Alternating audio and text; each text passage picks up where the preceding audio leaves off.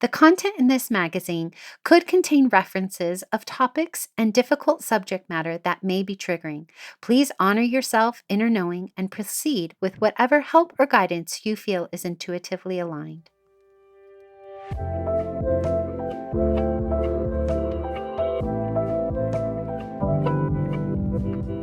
Welcome to Sovereign Magazine Podcast. I'm Nicole George, CEO and founder of Sovereign. I'm so happy you are here. We are the magazine podcast and community guiding 5 million women to their sovereign selves. From heart-led conversations to magical meditations, our inspiring guests will show you how they can help you step into your sovereign self. Are you ready to listen to your inner voice and step into your power? Then keep listening to hear all of the intuitive messages meant for you today. Hello, today I have the privilege of connecting with Bean Bindloss, one of our amazing contributors, and I'm so excited for this segment. So stick around definitely towards the end because we're going to be doing something really fun. Bean is a perimenopause doula who guides women through the transformative phase with a blend of nutritional therapy, integrative hypnosis, and a little bit of spiritual magic and wisdom. She helps women to see perimenopause not just as an end, but as a new beginning and a chance to realign their health, their beliefs, and self awareness. And through her online courses, workshops, and one-to-one consultations, she allows women to feel empowered and embrace this transition with purpose. Welcome, Bean. Oh, well, thank you so much for having me. I've been really looking forward to this. Me too. Me too, especially since I'm like right in the throes of perimenopause. So, this is going to be amazing because your article, The Sovereign Unfolding, beautiful title, by the way, you talk about the profound transformation that women experience in their 40s that is often sparked by perimenopause, and how during this phase it reveals ways that we have been really pressured to conform to certain roles or expectations, and we're starting to realize that they no longer serve us anymore. And so, for those who haven't had a chance to read your article yet, maybe you could provide a little bit of a recap about what you talk about. Sure. So it's about how the hormonal changes, so the influence of estrogen and progesterone, which enable us to feel nurturing and calming and soothed and sociable, and estrogen, especially a bonding hormone, which helps us be acquiescent and giving and all of those aspects, characteristics that you need to grow a family. You know, we would be really rubbish mothers if we didn't have those characteristics. But how society really amplifies, really expects us to exaggerate those characteristics to the detriment of us being able to express other aspects of ourselves. You know, we are naturally fierce. We are fiercely protective of our young. We don't have any permission to express anger or those more difficult emotions, and hold boundaries and be more assertive. You know, other women find that very difficult. Society doesn't really allow us to be like that. And so we've kind of been contorted through our lives because we're not expressing ourselves fully. We've been shaped, and the hormonal changes, they enable us to see that with increasing clarity. And that can be very confronting to understand, to witness, to see, and all the different ways that has showed up in our lives. So it's about that and the very real fear and anxiety and rage that can be experienced by so many women that really isn't talked about very much or nearly enough. So there's a lot of shame, there's a lot of guilt. So it's about lifting a lid on that and enabling women to see that there's actually something much bigger going on, that you need a lot of self-compassion and kindness for yourself because this is huge. Yeah, I love this so much, and we're going to go into something in our steps to our sovereign self, so I don't want to reveal too much, but I definitely feel that my ability to be real and raw in a moment has been much more accepted by myself, but not always everyone else around me, because we have been stripped away of our true selves, of who we truly are. And then when we behave in that manner that may not be as acceptable, we're shamed, right? And so how can we be more sovereign in these moments? I think it starts with just sitting with yourself and allowing yourself to feel what's coming up and beginning to hold boundaries. And that can just be with yourself. That can be with people really unconnected to you, so it feels safe. I think once you start being able to be present with what's going on in your system and start to become aware of what you need, what you want, and hold boundaries to protect those and to protect your energy. You know, our energy does change when we're going through this phase. So much is going on spiritually, physically, emotionally. It really impacts our energy. So holding boundaries can really help us protect that energy so that we're using it appropriately. And I think that combination of being present and just gradually building up your boundaries can be really, really effective. And some people are fine with boundaries. A lot of women are really find boundaries really hard and are worried about them. They're worried about upsetting other people and coming across as being aggressive or confronting. And it's not about that. It's about just being really clear with what you expect and what you need. And other people actually respond really well when you hold boundaries. Inside the Sovereign community, you'll find more than a social platform. You will find many private spaces led by women who walk the path with you, like Abby from Canada. Connect with her in her sacred space called Reclaimed and Rise.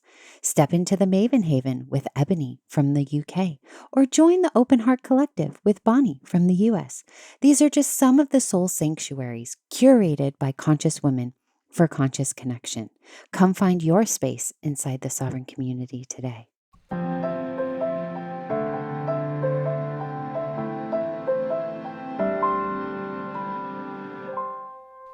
Okay, we're going to go into steps to our sovereign self, because before this, I was asking Bean what she wanted to do.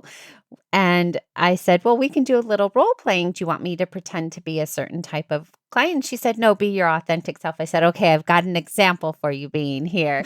So in our steps to our sovereign selves, we really want to give you some tangible ways that you can be shown how our contributors work with their clients. So I'm going to be my authentic self, which was yesterday. So we are on what we're calling a staycation here. So my husband was not able to get the week off that we actually had off for my company. So this week he's off, and my mother-in-law bought us a behind the scenes tour at the zoo. So we have been looking forward to this day forever because we love the zoo so much, and it's something we've never done. We had about 15 minutes before our tour, so we were at a tiger exhibit looking at her, and thought I was videoing, and the tiger was scent marking because a different tiger had been in there. She was protecting her territory and checking the perimeters, so she was doing very, very cool things. And then I made a comment about, oh my gosh, honey, did you see that? Did you see what the tiger just did? He said, yes, I saw it with my eyes, right? First comment about me filming, because we're kind of anti-media in our household. And I said, I just kind of blew it off. I didn't say anything at that point. And then I realized I actually wasn't filming. I forgot to press the button.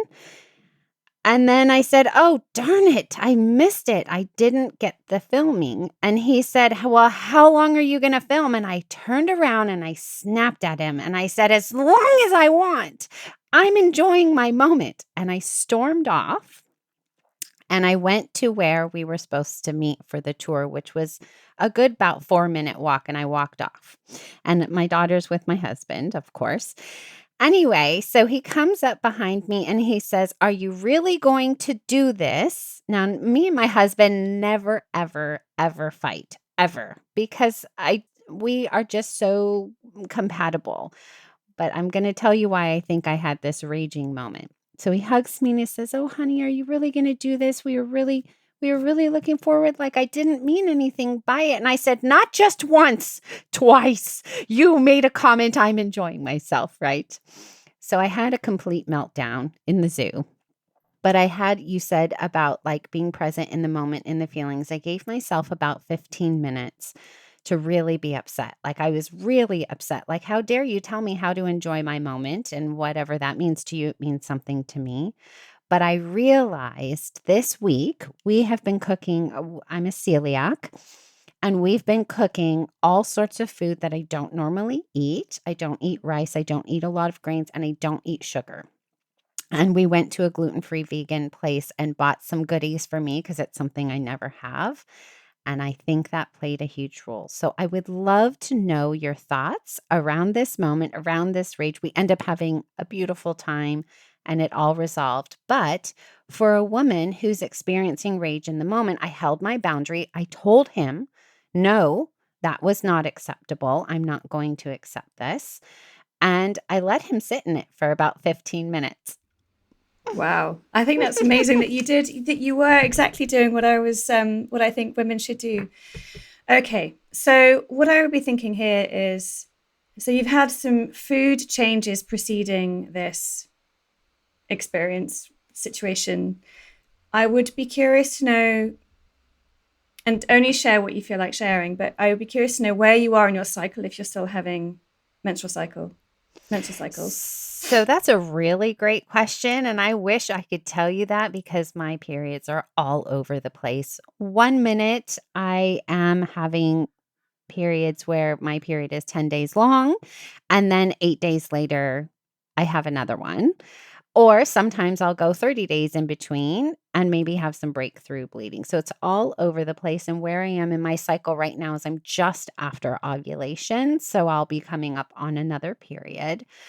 And my reaction to my food that I've been eating is I'm almost up 10 pounds in about Right. 5 days because I Oh my don't eat like gosh. this. Yes. Okay. So there'll be then some low grade inflammation. You can That's going see to it be in my face today. Look at oh. how pudgy it is.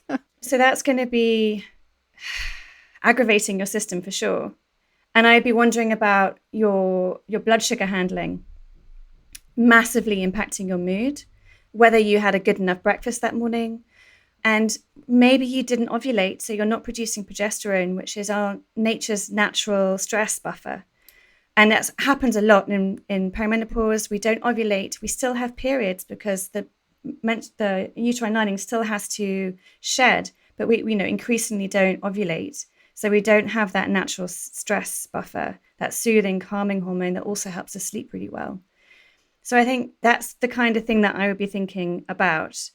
And whether there is any cross reactivity with the foods that you eat that's also impacting your gut and the gut brain connection, as well as maybe your window of tolerance just being Mhm. poked by your husband and his almost verging on, oh, are you going to be emotional? I mean, what a way to aggravate a woman is to imply that she's being emotional. It's because he doesn't see this in me. Like, we are really a very calm family. And so for me to have an outburst, let's call it rage, if you will, was probably very jarring for his nervous system too. Yeah. Yeah. And then we were about to enjoy this very expensive tour, and he didn't want it ruined selfishly. And selfishly for myself, I didn't want it ruined either. So I did choose to not continue to make a bigger deal. I did end up suppressing just before the tour began because I wanted to enjoy it as well. I could have continued to make a big deal about it, but I chose not to. But I do believe 100% my nutrition, we're busier than we normally are. We've been walking, like 10 miles a day. We're big exercisers in our house, but all of these changes, less sleep, we stayed up late several nights, all these things impacted my ability to express myself in my normal manner, my normal way, which is calmness. And yeah, so why don't you give us some closing thoughts before we end here? Yeah, so I think it's really interesting how I think a lot of people don't really understand the impact of nutrition as a foundation for their well-being and their mood and their ability to move through the world. How important it is to nourish themselves helps you make, top up that battery. And if you're going into menopause, perimenopause with your battery topped up and full, then you've got resilience. And when you've got resilience, then you can adapt. So I think don't underestimate the impact of food on your well-being, as well as the energetic and the emotional. Yes, yes. Okay, we need to have you come back, Bean. We need to talk more about this. There's so much to say. There is so much to say. Well, don't you worry. You can find Bean in our community, community.sovereign-magazine.com. All of her details are in our show notes, so don't worry. You can find her. If you haven't read her article, go read it. Thank you so much for being here with me today. Oh, thank you so much. I really enjoyed our chat. Me too. Thank you for listening. This is the last episode for this issue. I'll be back again on the full moon with another soul-led entrepreneur here to help guide you to your sovereign self. Subscribe to our magazine and podcast and join our global community for all the magic. Details to connect with today's guest or join the movement are in the show notes. If you enjoyed this episode, please leave a review. It helps us reach our goal of guiding 5 million women to self-sovereignty.